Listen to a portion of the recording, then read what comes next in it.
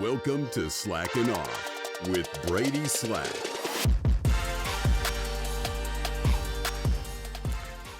Welcome to another episode of Slackin' Off. I'm your host, Brady Slack.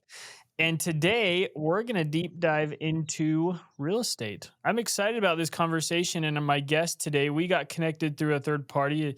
Again, shout out to Todd. I've done a couple of shout outs to Todd. He's my man. But anyways, welcome to the show, Jonathan Greene. Thank you for hopping on. Yeah, no, I'm excited to be here, Brady. Thanks for having me. Love the title of the podcast because it's just like, yeah, maybe that is what I want to do the rest of my life. I just want to be slacking off. So we'll see. We'll see what you got for me, but I'm ready. Well, it kind of came from and I've stated this before, but it kind of comes from the fact that all growing up, people always use the joke like, "Oh, slack it," like you slack off kind of deal. It's like, well, if I had $1 for every time I said that, so I figured it fits. Yeah, Might as well go yeah, with it, I right? like it. Yeah, let's do it. Well, good. So I wanted to kind of start this off, and we were talking a little. I mean, we were talking sports before. We were talking a little. That was a fun conversation. But one thing that when I was introduced to you, Jonathan. Now I've mentioned this before. I host this podcast mostly for selfish reasons. I love to learn. I love to present that information so that other people can learn. But when I was introduced to you, one thing that I noticed was this is going to be a good conversation, mostly and don't take this the wrong way. People might get offended by this, but you've got a great white beard. But this is a conversation mostly for how time in the market is better than timing in the market as it relates to real estate. You have a vast knowledge and vast amount of experience as a real estate investor, as a real estate agent. You've got the technical background. You have a JD, but I kind of want to go offline, before we hit record. You were saying, hey, I even was learning from my dad. So if we can start maybe foundationally, how did this real estate investing start, or how did the investing start if it wasn't real estate, and what principles were set from the beginning to help you have a career that long? Yeah, no, that's a great place to start, and it is really investing. I built most of my career on real estate investing, but I am an investor. I like a lot of different investment opportunities. I've just found that the tangibility of real estate really works for me because I can see it, touch it, add value to it, and then it gains. But my dad was an attorney, as was I. But he basically made most of his money in real estate investing. And I used to drive around in the car with him every single weekend, going to yard sales, going to look at dumps, opening foreclosures. We would pick up the list. This is pre-internet because I do have this white beard because I am old. Uh, we'd get the list from the courthouse. It would have a list of potential foreclosures. We would go see if anyone was still living there. If no one was still living there, I would, either get pushed through the window, go around, open the lock. So, I mean, like, were we trespassing? Not really. We got the list. Like, we knew what we were doing. It was a different time then. But I was really learning things that I guess kind of crystallized more when I was about 18 to 20, when I started to really realize, like, oh, I've been doing this. And my dad had properties in my name early. So I was owning properties and kind of understanding the dynamics behind them. And then as we get into the conversation, I ended up doing collections for his rentals every summer when I came home from college. Learned about landlording, and then he also at 18 or a little younger gave me a little bit of money, and said, like, this is, invest this in the stock market. This is your broker. It was Merrill Lynch at the time. He's like, you can do whatever you want with it. And I said, aren't you worried I'm going to lose the money? He said, if you lose the money, you lose the money. Just take your time and try to figure out what are good investments. And I ended up making a lot of money. So he kind of set the stage for, I guess the way that I invest now is a lot of, personal preference, asset hunting, things that I think are important instead of, just based on the knowledge of others. So there's a couple things. I mean, we're gonna go into some rabbit holes here because there's a couple of things that I think are like they're really good bits of information here. You talked one part about this as, hey, when you were a kid, you were running around with him doing this. Obviously, people come to me and say, hey, what tax strategies can we talk about? Well, there's one: pay your kids when they do work with you, right?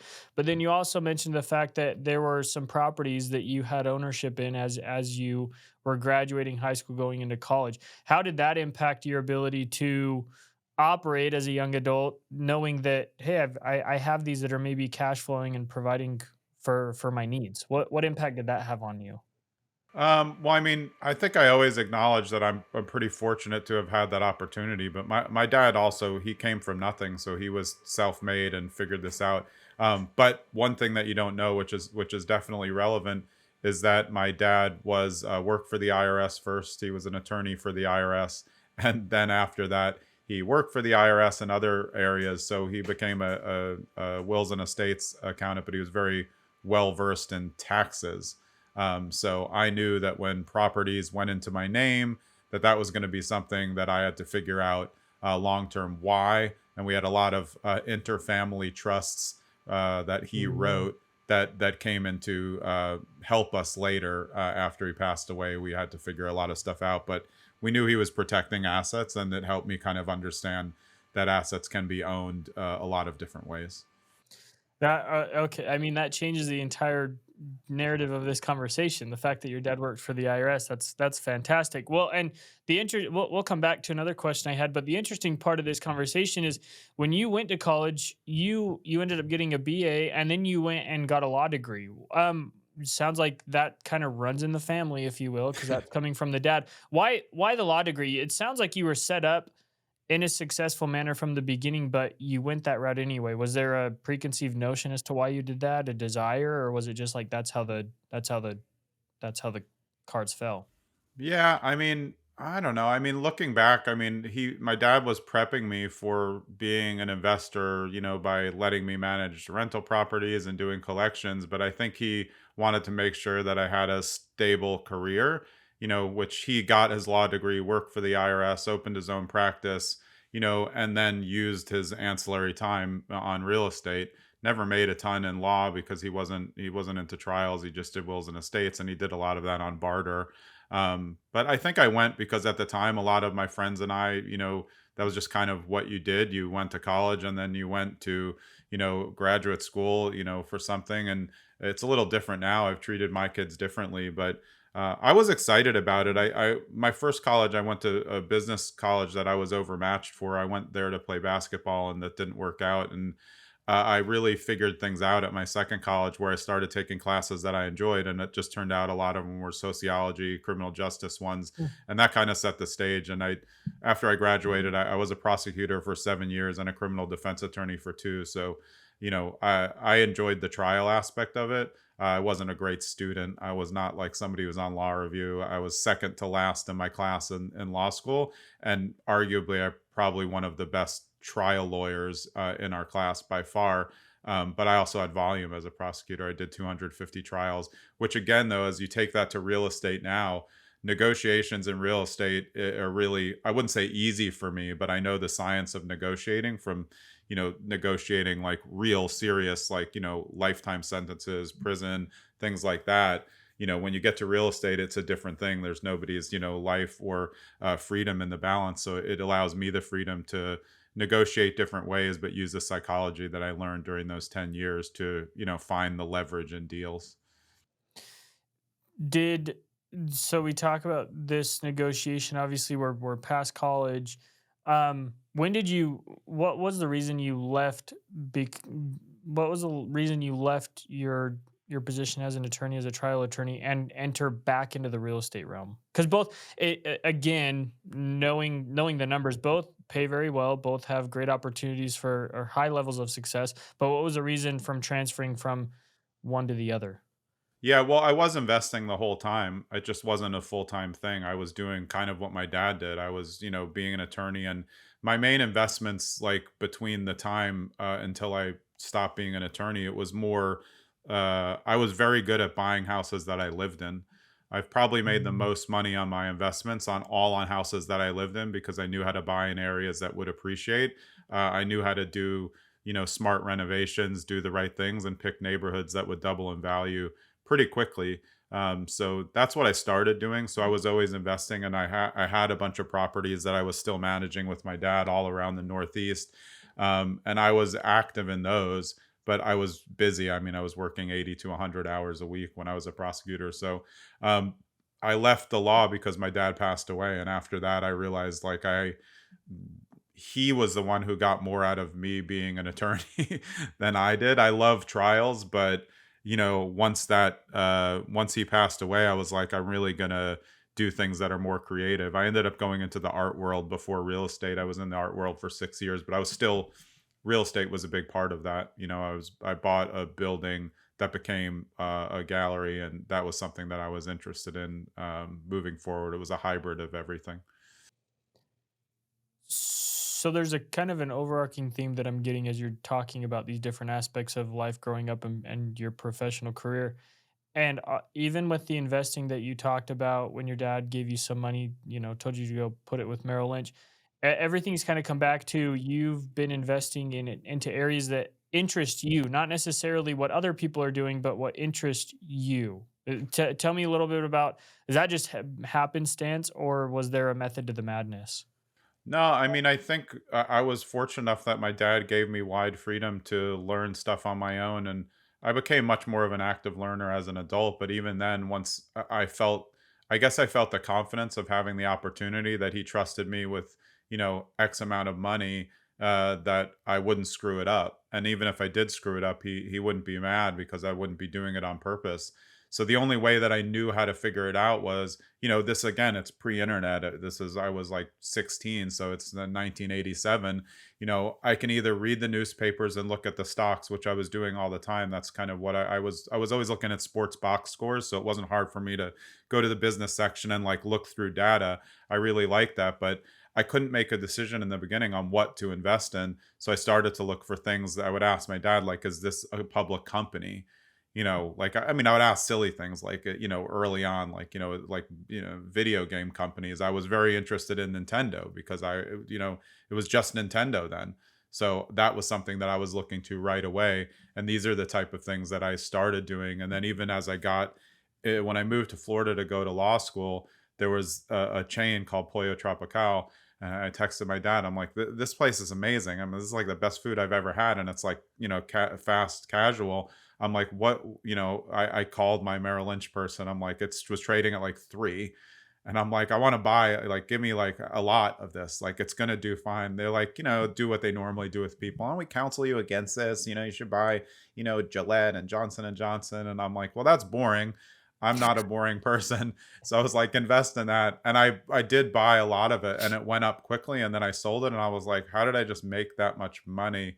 And that eventually, a couple of years later, I started to look at real estate the same way in terms of renovations, upscaling homes. And I think I still follow the same philosophy. I said before, like, I'm focused on assets as a real estate investor. I don't use spreadsheets except when I'm flipping. I don't hyperanalyze data. I'm looking at neighborhoods by my eyes, and by like, population migration and things like that. But I'm more of a local, hands-on, drive for dollars type of investor who knows the neighborhoods and is willing to take educated risks on areas that I've, personally vetted myself. So there's two overarching, like there's two principles that I think are important, and they're things that I've had to experience as a young business owner who truthfully didn't have, like, my dad's not an entrepreneur. They've owned a couple businesses, like cleaning businesses, nothing major, but I've had a couple different mentors, but they've had to come from outside opportunities, right? Not someone like yourself with your father, but one is kind of hinders on a quote that I read or I heard the other day, and it is, if you go into business to make money, you'll encounter problems. If you go into business to solve problems, you'll encounter money, right? And the idea that, hey, when you go and solve problems and when you go and do something that you actually like, the ability that you have to make more money is incrementally higher than your ability to go make money just to make money, right? And I think that's apparent with what you've talked about so far. Yeah, and to be honest, that's the overriding principle of my on-market real estate team now. I'm trying to train my real estate agents to be different. We're not salespeople, we're advisors. Stop focusing on whether you're going to get a commission or when you're going to get commission. Focus on the client, what their needs are, and it could turn into 20, 30 referrals that you'll never have to ask for. I don't I'm not a terrible salesperson. I'm an introvert, so I'm not like a people person, but I'm very good one-on-one with people because I'm actually an active listener. Yeah. I really want to help people. And I feel like that in real estate investing, like, you have the opportunity to help people. The problem is the internet makes it look like everyone wants cash money for their house, or it's easy to be a wholesaler, but like that's not where at scale that can work, sure. But most people, new investors, aren't at scale. They're trying to figure out how to get their first, second. And, I think my dad taught me, to use educated leveraged risk, not leveraged money, but leveraged in information. And you probably won't make too bad of a decision. You can always hold it until it turns around. And I think that I learned that. And I don't think I was lucky. I think I was doing my own research on the areas. And that helped me feel more confident in my purchases, even when someone, even when I was buying Pollo Tropical and they're like, no, I'm like, no, I'm good. First of all, it's $3 a share. So like, I'm good. We're not going to like lose that Break the much. bank. Yeah. Yeah. So, yeah. No, I think that, like, I call that make calculated risks, right? Like, you can have a risk, but if you do the math and if you analyze the deal beforehand, odds are is if you've done that due diligence, it's going to be okay, right?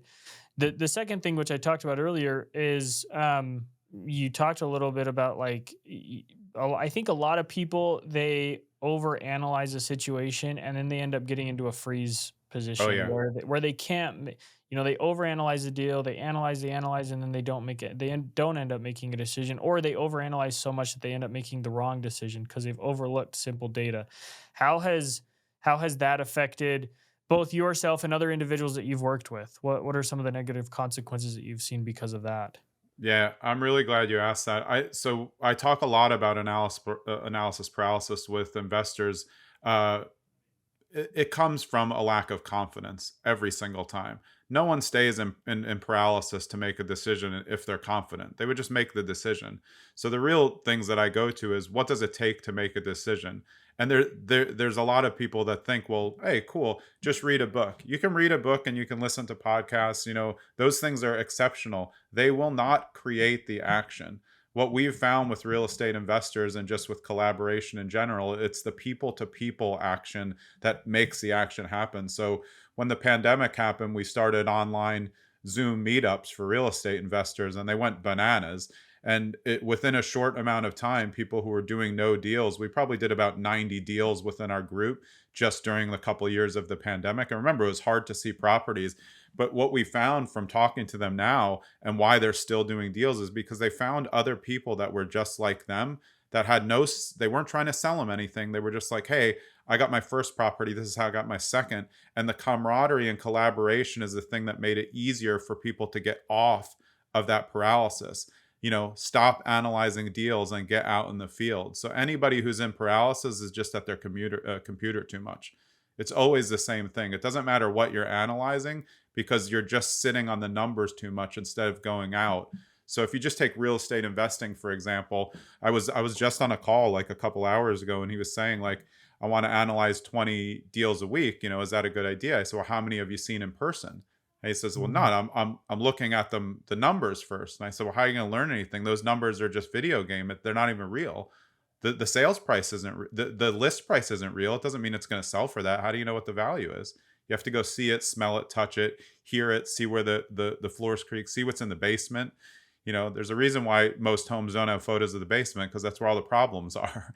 you know so until you go in and find it out, you won't know. And so really, it's the activity of knowing people and being in the field, and whatever field you're in. It's a little bit different with stocks, because you can't touch them, and that's why I like the tangibility of real estate. You can go in any market. If you want to spend $100,000, you can see what 100,000 smells like, and that's a real thing. What it looks like, what the construction looks like, how big it is, how small it is, what the lots look like, what part of town it's in. And those are all things that will help your journey. Whereas if you're just sitting on the computer, you're looking at a map. Cool, you can do Google Maps now. It's still not the same, because that's not updated. You have to see what activity is going on to understand, like, what you're investing in. So I know that's a long version, but that's I'm a specialist of going down the rabbit hole and just taking on keep going. So Well, no, it's a good explanation.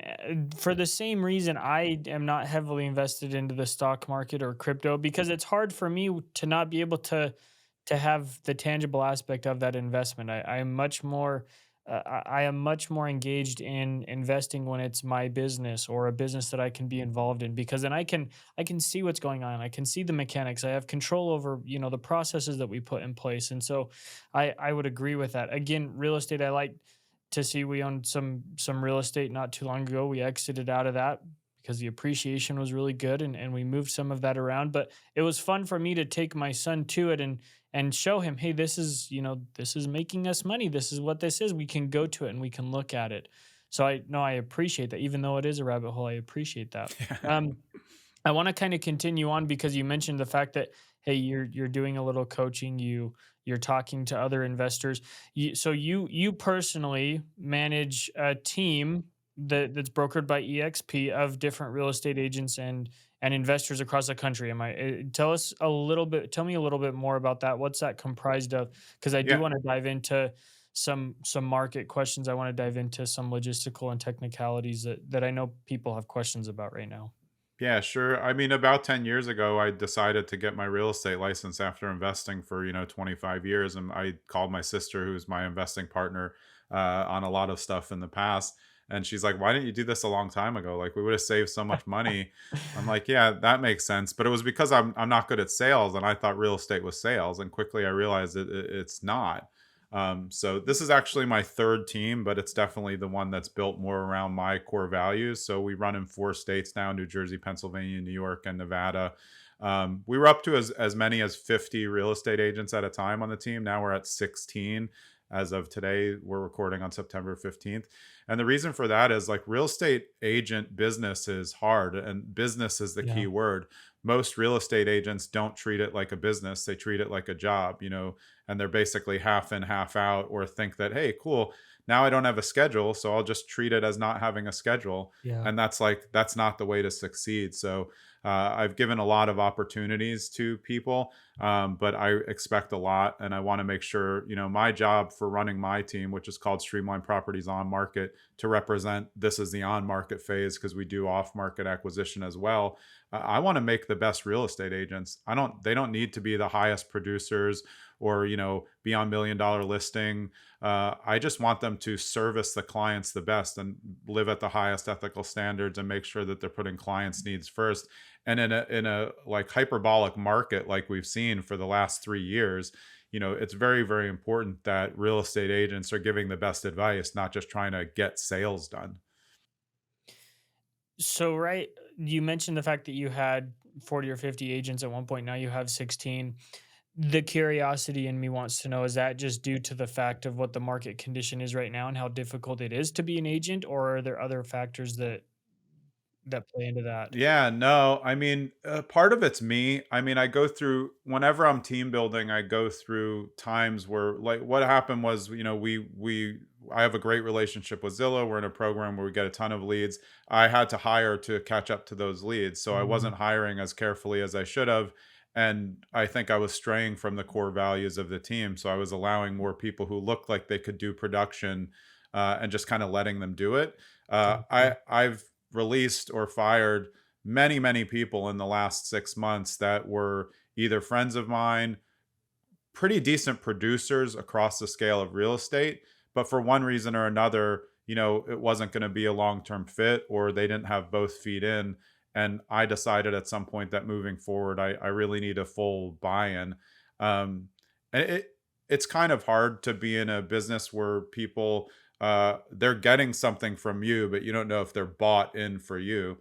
And I think to be successful on my team, they have to be bought into me and bought into my brand, and to being like the best agent, not trying to make the most money or trying to just make the bills, because then you're missing the point. It's client centric. The economic factors didn't really change it. We had the availability for our agents to do as many deals as they want. The truth of real estate on market is that most agents just won't do the work. Bar to entry is extremely low to become a real estate agent. Mhm. A lot of people think of it as a part-time gig, treat it like a part-time gig, Yeah. and I don't know who wants to go buy a $600,000 house with someone who's part-timing it. Yeah, good point. No, that what so what are some of those core values? What are some of the standards that you hold your team members to, and why do you feel, I agree with you, by the way, but why do you Yeah. feel like that's important? Because it's the team's like my baby. You know, my kids are both of old adults now, and this team is very important to me. I want the team to be a legacy, and I think on all team building, you kind of like lose your way at times. But our core values have nothing to do with sales or real estate. You know, first core values: family, equality, coachability. These are the things that are important to me. Like, to bring someone on my team who's not coachable just means it's going to annoy me and take more of my time, because it's like you're always trying to tell them the same thing. So, um, you know, I people always say hire slow, fire quick. That's the best advice that I've not not taken, but keep trying to take, because every person that I've like finally released at a point, it was like we knew right away that it was a problem, and we're like, well, maybe they'll do okay. It just doesn't work like that. It doesn't work like that. And I want to build the legacy that survives without me. And whether that's whatever the umbrella is, which is what I call the brokerage, they're just umbrellas. My brand is important to me, and it's has no has nothing to do with the brokerage. Gotcha. No, I appreciate that. So diving into this on-market business that you have with your agents, obviously, like I said, I did want to kind of dive into some of what's going on in the Yeah. economy, and it's interesting. I like this perspective because you work primarily East Coast, and then you mentioned Nevada. I might be more familiar with Nevada because of where I am geographically, but what interest rates are a concern? What is going to happen with the economy? Lots of people, lots of economists are talking right now about a quiet, uh, a quiet depression. That consumer spending is still high, job reports are still high, but the inflation has not been curbed, even though the government has continued to increase interest rates. What's that done for the real estate market where you guys are at with on market, and how has that affected the run of your business so far? I mean, we haven't suffered at all. I mean, it's partly because of our partnerships that we have, but I think that I'm in an area, I live in New Jersey. Most of these markets have just been like completely on fire for the last 3 years, and it hasn't changed. So we have low supply and high demand. You know, people Mm, moved out of New York City. They wanted to be in these train markets that come in, so those values are up. I mean, in one of our core markets, we see houses sell for 4 to 900,000 over asking. 40% cash deals. And that's a very hard thing to compete with if you're yeah. a buyer. So I feel like our buyers have, I wouldn't say suffered, but they've been hurt by that. But our job is to provide the support and also be able to tell them like, hey, if you need a break, it's okay. But there is one thing I'll say: anyone who ever tells me they're taking a break, that's it's not. I tell my agents that's not a real thing. It's just that they're frustrated with the market. Our job is to not put them on an automatic email where they just get everything that anybody else can send. Then Yeah. we're giving no value. We're not experts, we're not advisors. So like our training is like looking at every single property that comes out every day. I look 3 times. I'm sending one-offs to clients like, hey, you should see this one. And then trying to become the brain of our clients. Maybe they're tied into 2 towns, but they can't afford those towns now, because like here, like they're not going to get what they want. They're looking at 600. Everything that's 600 sells for 800. So they say they don't want the other towns, but we'll start sending them a couple, just like, hey, if you ever do a drive by, see if you like it, because it's our job to figure out that their goals can't be met at what they're doing, and to be honest with them, so that, again, because it will waste our time. If someone can't is at 600 and everything that they want will sell for 800, showing them 15 of those is a waste of both of our time. So we Mm. really try to be realistic, and we don't want to work with everybody. Not that we're like discriminatory against people. We don't like jerks. So, like I don't want people who are going to waste my time on purpose, or who don't think that being a real estate agent is like a real job, that anybody can do it. We want to prove them wrong. But if someone doesn't respect that, we're happy to let them work with someone else. And I think that that makes it a little bit easier when there's market cycles like this, to say like, listen, what you want is not achievable in this market. And then again, I'm not a forecaster, so I don't even watch the news. All of the stuff that's going on, I of course know about. And people will say like, well, how can you be good at your job if you're not, following the daily rate? It makes no difference to me, Yeah. because my job is to just know that they're really high right now. And for someone to say like, hey, is now a good time to buy? I was like, do you have to buy now? Is your lease up? Are you growing out of your home? Because if you have to buy, we don't really need to have a question about whether it's a Was good it a time good to buy. time? Yeah. Yeah. So I think one thing that's important that I've been explaining through this type of market is what I call the double windfall. It doesn't work for everybody. But if you buy when rates are high, which is now still, like, rates aren't good, and I tell people, like, listen, if you can buy now, you have to be okay with the payments until rates come down. And they say, well, when are rates going to come down? I'm like, I have no idea. Yeah. I have no idea. But when they do, or when they get more attractive, if you've achieved a fair amount of appreciation, which in all of these markets, they're all appreciating. Yeah. Very, very few markets that aren't going to continue to appreciate in the better markets. So if you say it comes down even 2 or 3 years, and you have 150,000 in appreciation on your house, and then the rate goes from 8, to 4.5, and then you refinance then because you wait and you were okay with the payments, you're going to get a double windfall. You're going to have equity that you get 150,000 of equity on the appreciation, and then your payments are going to come way down. So you're saving a ton of money, which gives you more money to invest in more property. So it's not like an encouragement thing, like, oh, please buy now. But it's like, you may have to buy now. Here's a scenario that you could do okay if you're buying in strong markets. Um, Not that I want to put you in a position or put you on the spot. You mentioned not No knowing problem. what the future is, but if you had a crystal ball, what, again, kind of goes back to the timing in the market versus time in the market. It, I was actually in it was a pretty intimate master class. There was 12 of us, I think, with Robert Kiyosaki. And I know his tax advisor fairly well. I work with them. And so we were in this conversation, and With the Tom Wheelwright. yeah, so Tom has Yeah. become a pretty good friend and mentor of mine over the years. But I was in this class with them, and one of the questions had to do about interest rates, and the investors that we service from a tax perspective worried about interest rates. And it was interesting for me because I was definitely the youngest one in the room. I'm 28 years old tomorrow, and I asked him. I said, "What should I know about this recession or depression or inflation conversation?" Because quite frankly, I was old enough in 08, 09 to remember that there was financial stress that was put on my family.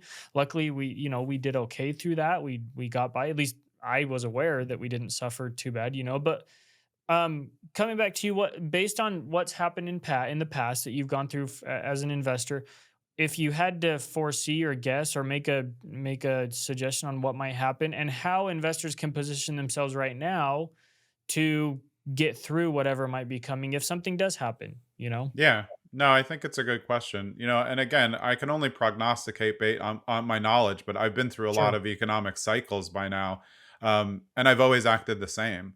So no matter what happens, I can say, number one, it's not going to affect me in a material way, because I'm an asset hunter, and I'm always looking for assets, and assets perform through any market. Hmm. So if you look at what, like, Kiyosaki thinks, like, there's going to be a big depression. Warren Yeah. Buffett's all in on real estate. So, like, you have two very, very smart people with very, very, well pedigreed backgrounds who completely Yeah. disagree on what's going to happen. So, who am I in the middle? I'm somebody who's focused on, if both of those happen, I still want to make sure that I'm okay. And the way that I do that is focusing on assets and telling investors not to over leverage. I mean, if you go back to Rich Dad Poor Dad, it is built, a part of it is a lot of story about, like, how well to use leverage. But I think people take it too far. Yeah. There's smart leverage, which Bob talks about, and then there's dumb leverage, which is being a first time flipper and taking a hard money loan for 15% with 3 points, thinking you're going to know what you're doing, you're going to finish in 3 months, when we all know it's going to cost you twice as much and take 2 to 3 times as long. And you don't do that in a bad market. So if you just take, like, what I've done during the last 2.5 years, is I've almost bought nothing. And for investors, they think, like, oh, you have to always be, I want more doors and I want to catch up to everybody else. I could care less about, I don't know how many doors I have. I don't care. It changes. I buy stuff, I get rid of it. But there's just been no deals that really did it for me. And I don't have the thing in me that requires me to purchase a deal. I can just wait, and I'm still waiting. And to me, a lot of my friends and I, we call it, stockpiling the gunpowder. I have a lot that's just waiting, but I'm not ever in a hurry to do it. So I do think that, if you look at historically, a lot of our parents were buying with 15% interest rates. Right. And that's where the historical perspective of younger people now are like, oh my God, I thought I was going to stay at 3 forever. I'm like, well, I mean, that's silly.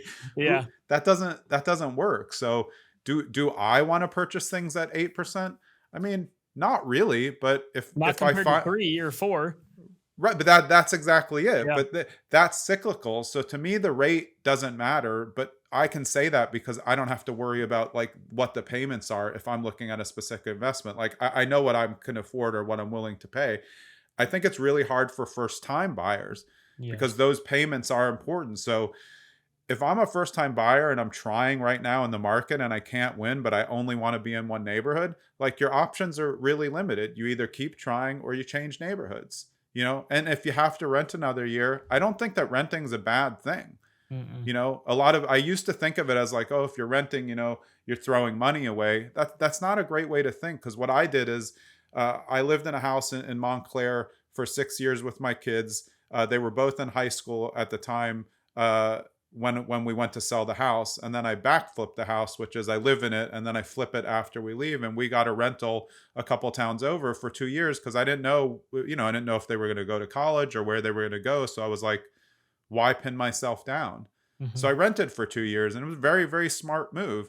And then I bought in another area. Now my daughter lives in the back house and is going to college, and my son lives nearby and went to acting school. But those are things that I hedge my bets. So I think if somebody has to rent another year now, it's not a disaster. I much prefer people to be getting equity to rent, but it's a very hard time to buy in the markets that I'm in. And if I can't find them something, I'm certainly not going to pressure them, you Yeah. know, to try to buy when it's not a good deal, because that's your biggest asset that you're ever going to purchase. You want it to be a good one that will appreciate. I think there's two important things that were said. One, it has to do with interest rates. In fact, I was just having a conversation with another client the other day who happens to be fairly young, and we were talking about this. Like our adult lives, we've been used to a 3, 4, or 5% interest rate, and it's important to realize that isn't sustainable in the economy that we live in, both on a macro and a micro level. So that being said, probably should understand that an interest rate around 6, 7, or 8 might be fairly normal, right? That's what it Right. was pre-COVID. That's probably what it'll be post-COVID. But I also think there's a preconceived notion based on what our parents have told us and our grandparents have told us that don't rent, go own, you're paying someone else's mortgage. But in a lot of situations, renting actually has a lot of benefits, mostly when it comes to cost. And I don't think a lot of, especially the newer home buyer, they get into a property and they don't realize, okay, now I got to pay property taxes, I got to pay insurance, I got to pay for repairs, I got to pay for X, Y, or Z on the property, and that is going to cost more than what it would cost to rent because someone else is Yeah. responsible for that. So I think that's something that just a lot of people don't realize.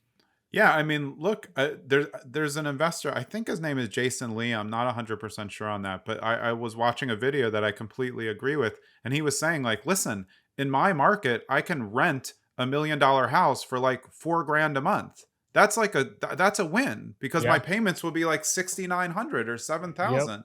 So like, where's the value of like your own enjoyment?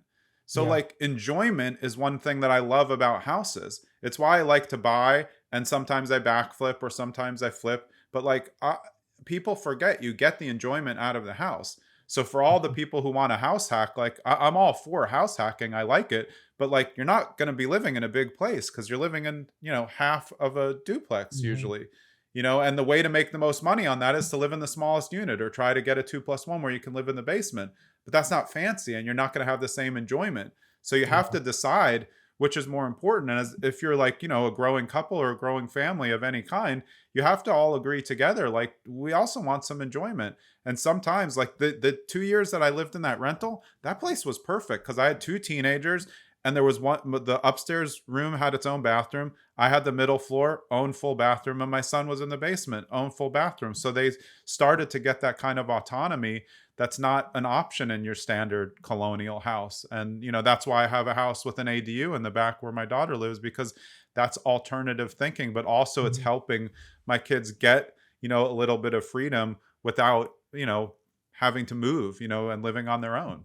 Yeah. My son learned to live on his own too. And look, my son's a renter on purpose, but he learned to live on his own like right away at 19. And now he's very self-sufficient. And that's rent well paid by me. Yeah. That's just, I think it's important. And I think you make a great point. Like, I did have that thing where like, oh, don't rent. And my dad was a cash investor, and I was like, don't use leverage.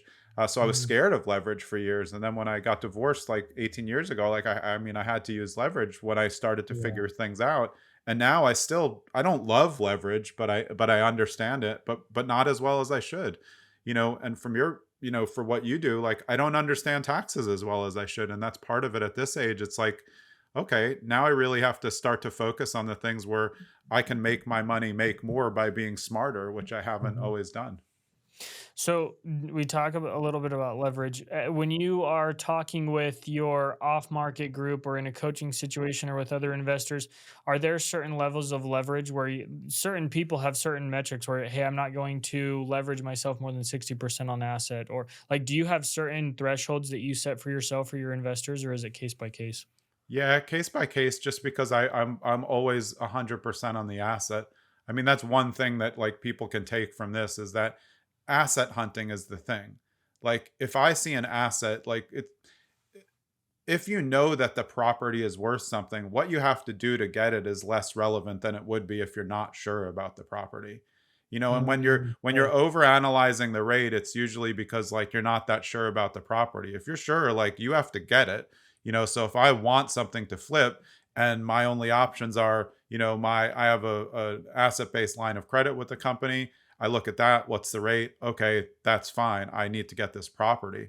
Like, and that's the same reason why I don't watch the news. It's not that I'm not interested. It's just that I don't believe that the news on either side's an accurate representation of what's really going on Yeah. locally. So if you take real estate specifically, because you asked about it before, like market dynamics, I'm in New Jersey.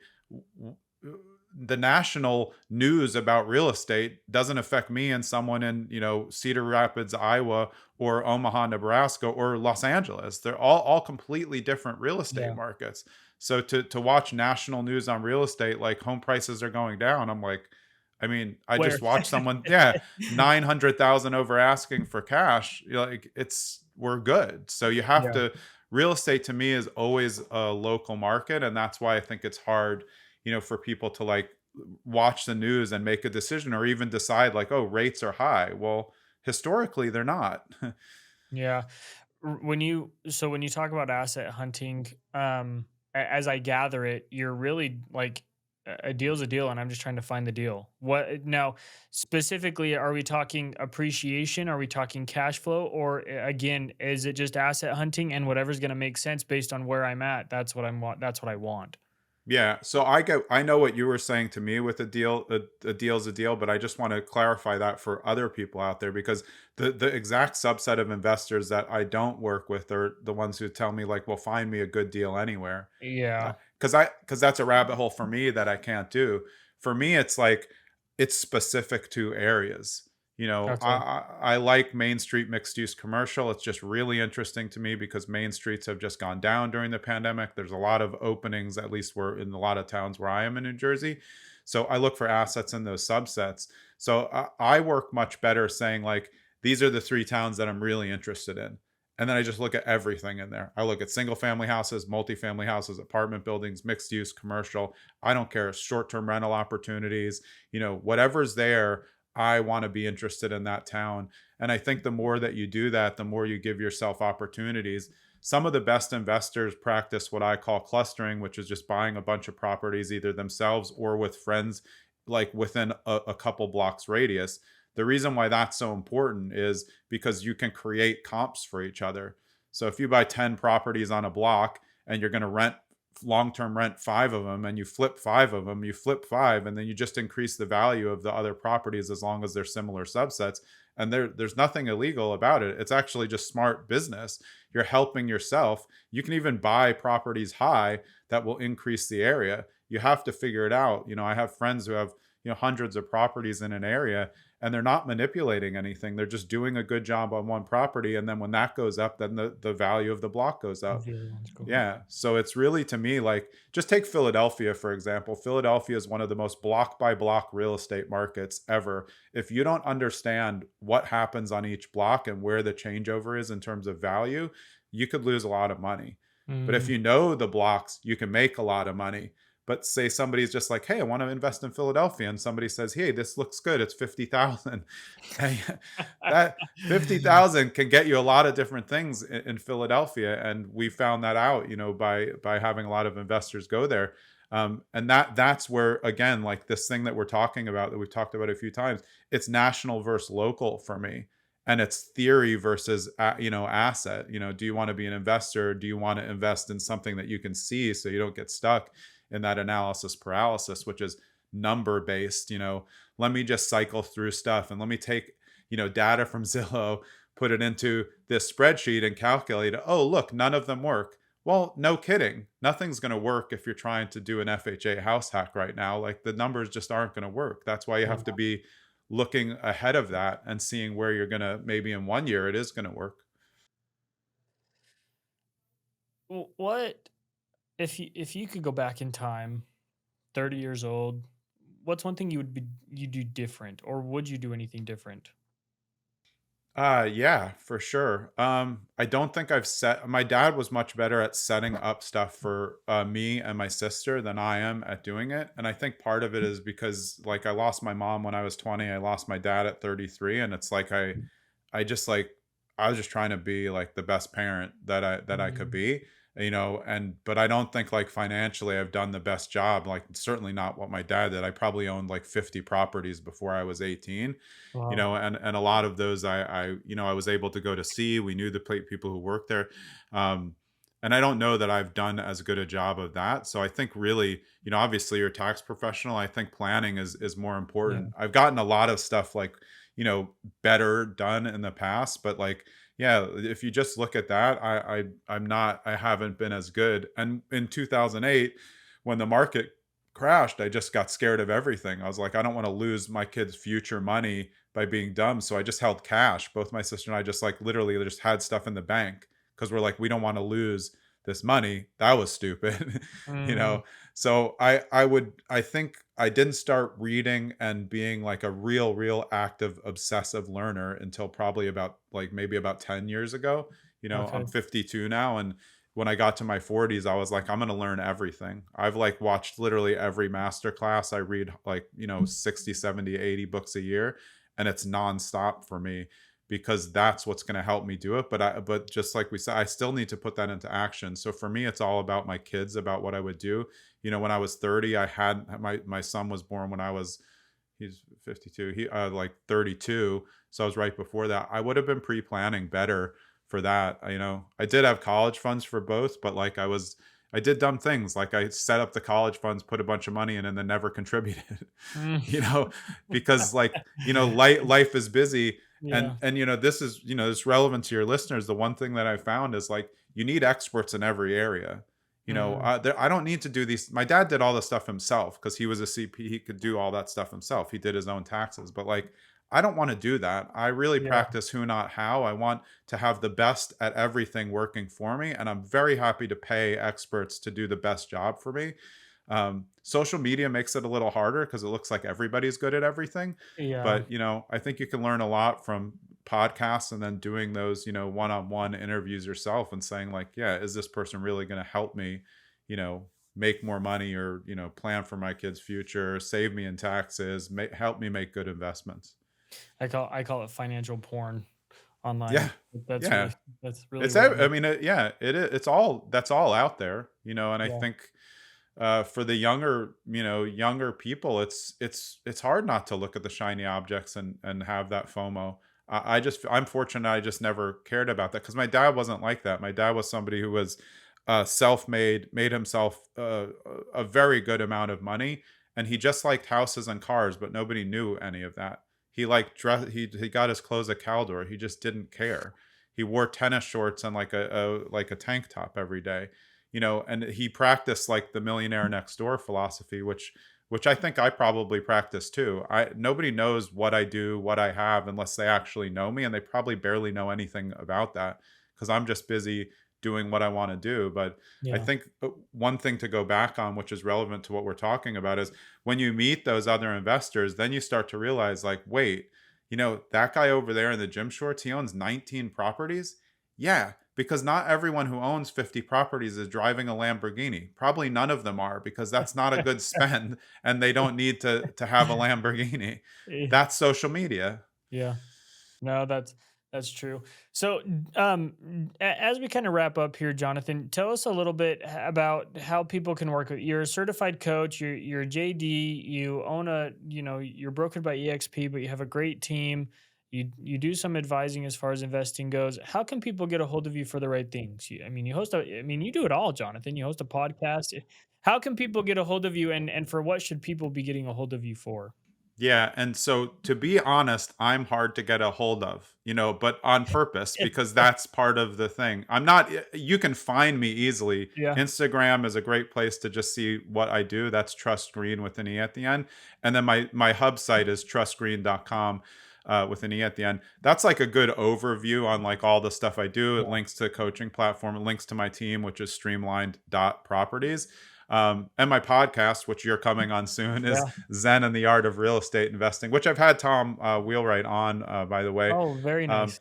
and that's really a passion of mine. I mean, as a fellow podcast host, like we were talking about it before, like this is just like the best place to have conversations Yeah. with people, and then to be able to have other people listen while they're in their car, while they're jogging, exercising, cooking. I listen to podcasts all day. Yep. So, I mean, the amount of info that you can take in and then figure out how to connect with those people is really enlightening. So, the best place to find me is at the Trust Green Hub site or on one of my social media platforms. My YouTube, I have a billion videos on real estate investing. That's Jonathan Green RE, but I'm not too hard to find. Just look for this beard that keeps getting whiter and whiter over the years. It's a great looking beard. No, and Jonathan, we'll have all of your contact information as well as your website and link to podcast in our show notes as well. But to finish off, any other insights, any other words of wise wisdom, as I would call them, or anything else based on, I mean, this was a really great conversation because we kind of talked a little bit about analysis paralysis. We talked about, I really maybe we might even have to have a second conversation because I Yeah, I'd really love to. like the idea of setting up everything correct for for future generations and what that should look like or what that could look like. But any other ideas as we kind of head into some tumultuous times for investors or real estate agents that you would have for them? Things that they should watch Yeah. out for, things that they should be vigilant on. Yeah, for sure. And I mean, a lot of my advice is built on like a more mindful approach. That's what my podcast is, and all my coaching is built on. One thing my dad always told me was don't rush life.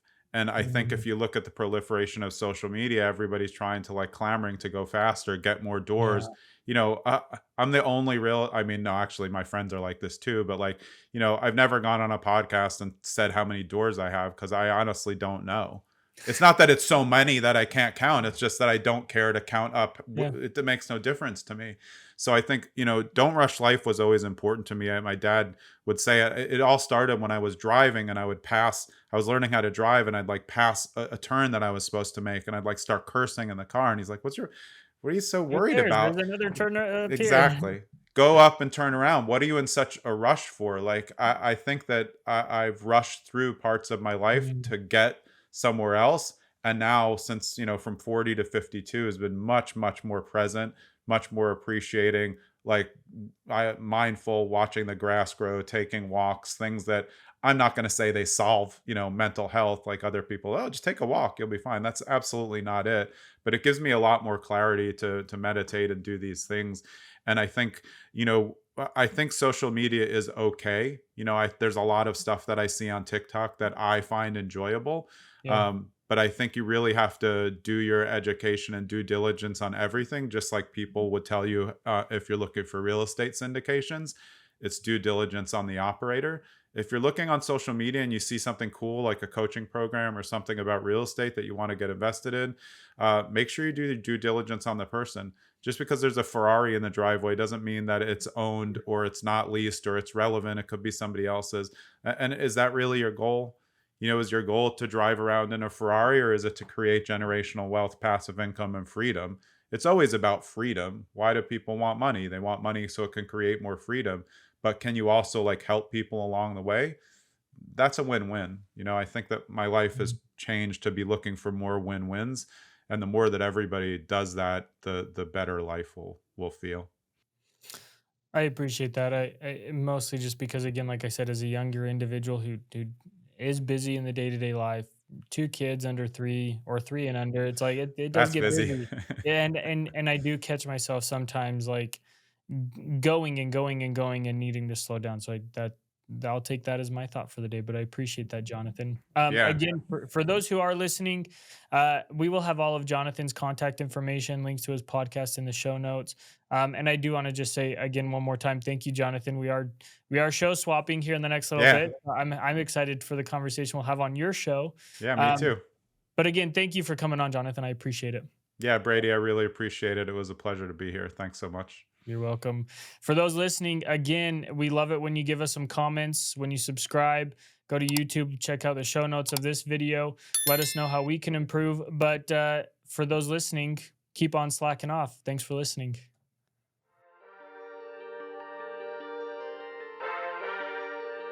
Thanks for tuning in to Slackin' Off with Brady Slack.